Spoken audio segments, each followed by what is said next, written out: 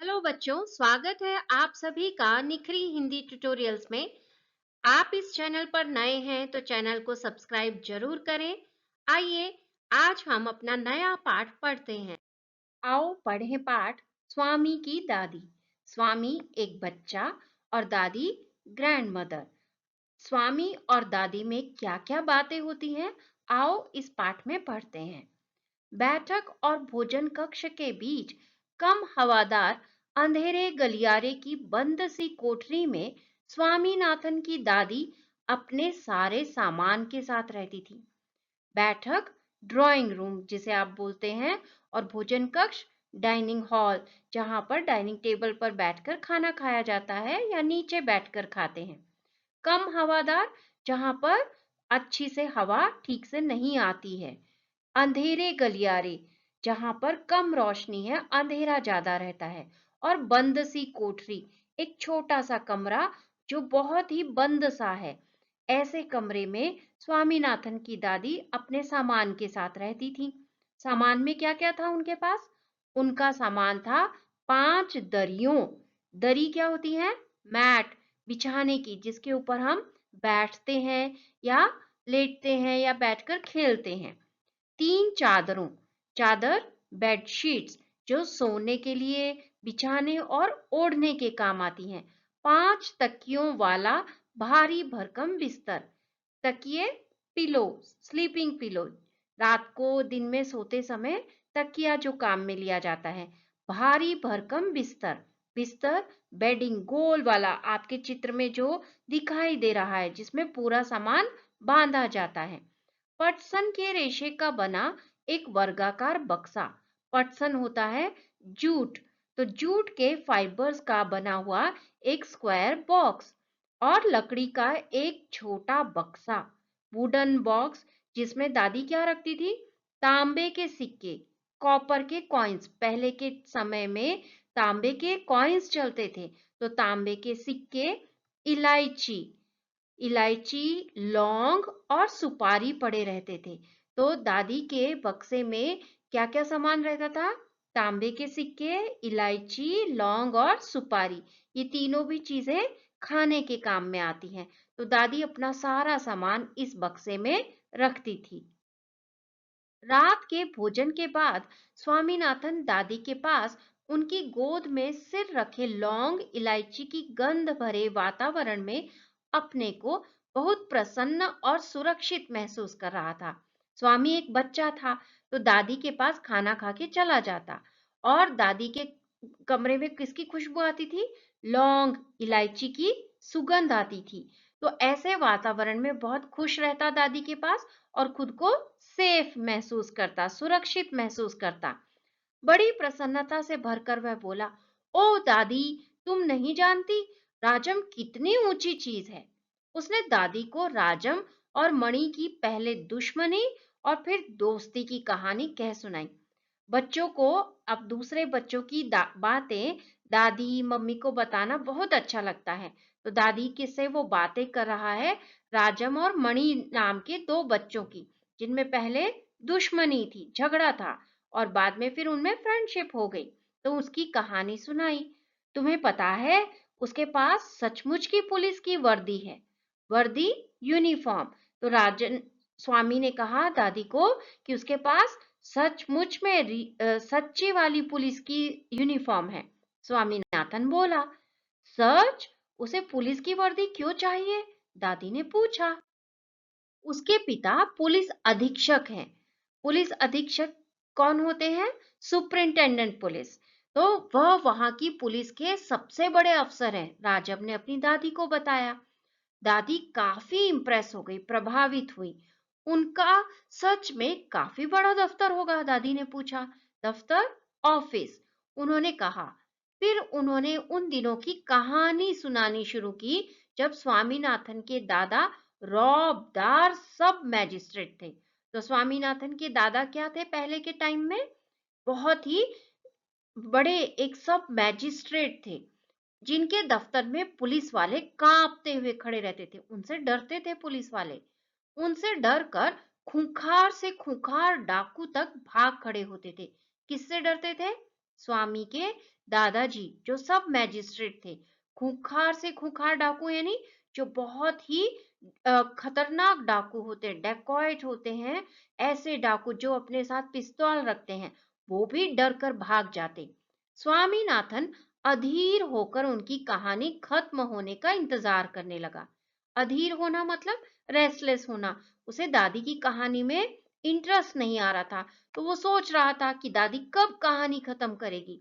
लेकिन दादी बोलती ही गई, इधर उधर भटकती हुई, यानी वो दूर कुछ सोचते सोचते सुनाती रही और अलग अलग समय पर घटी घटनाओं को गडम गड करती हुई। गडम गड करना, मिक्स कर देना, यानी पुराने समय में जब स्वामी के दादा जिंदा थे, उस समय पर जो भी उनके साथ हुई थी घटनाएं, उन घटनाओं को याद करते हुए दादी स्वामी को सब सुना रही थी।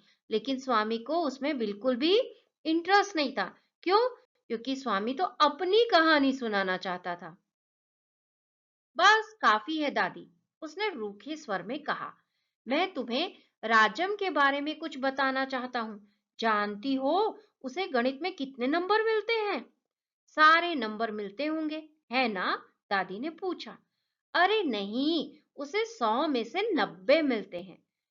90 मतलब 90 मार्क्स, 100 में से 90 मिलते हैं। चलो अच्छा है, लेकिन तुम्हें भी मेहनत करके उसकी तरह नंबर लेने चाहिए, दादी ने राजम को समझाया। तुम्हें पता है, तुम्हारे दादा कभी कभी ऐसे उत्तर लिखते थे। दादी स्वामी को समझा रही थी कि परीक्षकों को भी चकित कर देते थे। कौन? स्वामी के दादा। परीक्षक कौन? जो पेपर चेक करते हैं। किसी सवाल का जवाब देने में वे दूसरों के मुकाबले 10वां हिस्सा वक्त लेते थे। यानी स्वामी के दादा इतने इंटेलिजेंट थे, दूसरों के मुकाबले, मुकाबले मतलब उनके कंपैरिजन में बहुत कम समय में, 10वां हिस्सा मतलब बहुत ही कम टाइम में फौरन जवाब देते थे। और फिर उनके जवाब इतने शानदार होते थे कि कभी-कभी उनके अध्यापक उन्हें 200 नंबर तक दे देते थे। जब उन्होंने एमए किया तो उन्हें इतना बड़ा मेडल मिला था। मैं कई सालों तक उसे गले में पहनती रही। तो स्वामी की दादी इतनी खुश थी कि दादाजी को जो मेडल मिला था, जो उन्होंने मेहनत से जीत कर लाए थे, वो उस मेडल को गले में माला के जैसे पहनती थी। पता नहीं मैंने कब उसे उतारा। हाँ, जब तुम्हारी बुआ पैदा हुई। नहीं, तुम्हारी बुआ नहीं, तुम्हारे पिता। बुआ कौन होती है? पापा की सिस्टर। तो वो स्वामी को बता रही हैं कि जब तुम्हारी बुआ पैदा हुई थी तब शायद मैंने उतार दिया। फिर उन्हें याद आया, अरे नहीं नहीं, तुम्हारे पापा का जब जन्म हुआ था शायद तब उतारा। याद आया, तब बच्चा 10 दिन का था। अरे नहीं, मैंने पहले ठीक कहा था, तुम्हारी बुआ ही पैदा हुई थी। पता है वह मेडल अब कहाँ है? मैंने वह तुम्हारी बुआ को दिया। दादी बड़ी खुश होकर स्वामी को ये सब बातें बता रही थी। और उस बेवकूफ ने उसे गलवाकर 4 चूड़ियां बनवा ली। अब मेडल किस चीज का है? गोल्ड का। और बैंगल्स, चूड़ियां क्या होती हैं? बैंगल्स, जो हाथों में पहनते हैं। तो गोल्ड की बैंगल्स बुआ ने उस मेडल को मेल्ट करके बनवा ली। दादी को ये बिल्कुल अच्छा नहीं लगा, इसलिए उन्होंने दादी को क्या कहा कि वो तो बेवकूफ थी जो उसने मेडल मेल्ट करवा दिया, और वह भी इतनी मामूली सी चूड़ियों। मैं हमेशा कहती रही हूँ कि हमारे परिवार में उस जैसा महामूर्ख कोई नहीं। और दादी को बुआ पे बहुत गुस्सा था, इसलिए बुआ को वो महामूर्ख कह रही थी, बेवकूफ बता रही थी कि मेडल भी कोई ऐसी चीज होती है जिससे कोई चूड़ी बनवाए। अब बस भी करो दादी, तुम बेकार की पुरानी कहानियां सुनाती रहती हो। क्या तुम राजम के बारे में नहीं सुनना चाहती? स्वामी एकदम सुनाना चाहता था। तो दादी बोली, हाँ हाँ, बोलो। दादी, जब राजम छोटा सा लड़का था तो उसने शेर मारा था। सच? बड़ा बहादुर लड़का है। तुम यह बात मुझे खुश करने के लिए कह रही हो? तुम्हें यकीन नहीं हुआ होगा। स्वामीनाथन ने बड़े उत्साह से कहानी शुरू की। राजम के पिता एक जंगल में डेरा डाले हुए थे। डेरा डाले हुए थे मतलब जंगल में जहां शेर का शिकार किया जाता है, वहां वो कैंपिंग करके रह रहे थे। राजम उनके साथ था। अचानक दो शेर उन पर झपटे और एक ने पीछे से हमला करके पिता को गिरा दिया। हमला करना, अटैक करना। तो एक शेर ने क्या किया, पीछे से अटैक किया और उसमें राजम के जो पिताजी थे वो गिर गए। दूसरे ने राजम का पीछा किया। राजम एक झाड़ी के पीछे छुप गया और वहीं से गोली चलाकर शेर को मार डाला। दादी, क्या तुम सो गई? उसने कहानी खत्म होने पर पूछा। नहीं बेटा, सुन रही हूं। अच्छा बताओ, कितने शेर आए थे? दो शेर राजम पर झपटे थे, दादी ने जवाब दिया। स्वामीनाथन दादी के गलत जवाब से चिढ़ गया।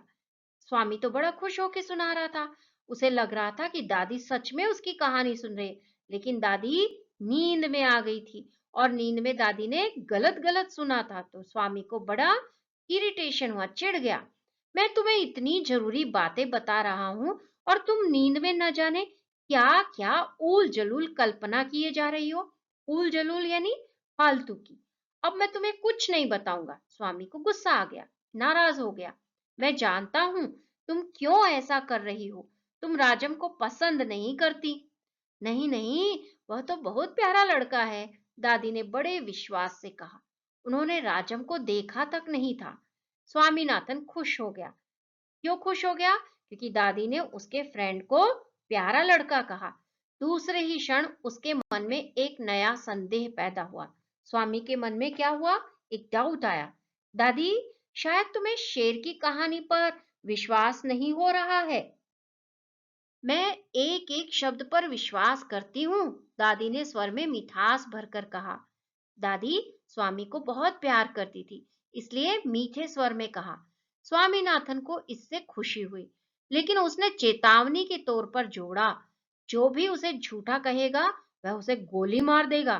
यानी स्वामी इतना खुश होकर दादी को बता रहा था और उसे लगा कि दादी उसकी कहानी को झूठ ना समझे, इसलिए उसने क्या कहा दादी को कि जो राजम को झूठ समझेगा, राजम इतना बहादुर है कि उसे गोली मार देगा। दादी ने इसका समर्थन किया। समर्थन किया मतलब हाँ में हाँ मिलाई और हरीशचंद्र की कहानी सुनाने की बात कही, जिसने वचन का पालन करने के लिए सिंहासन, पत्नी और बच्चे को खो दिया और अंत में उसे सब कुछ वापस मिल गया। हरिश्चंद्र पुराने समय में एक बहुत बड़े सच बोलने वाले राजा थे। तो अब स्वामी जो था वो पुरानी कहानी सुनने में इंटरेस्टेड नहीं था। तो कहानी सुनते सुनते क्या किया उसने? उसने कहानी आधी ही सुनाई थी कि स्वामीनाथन खर्राटे लेने लगा।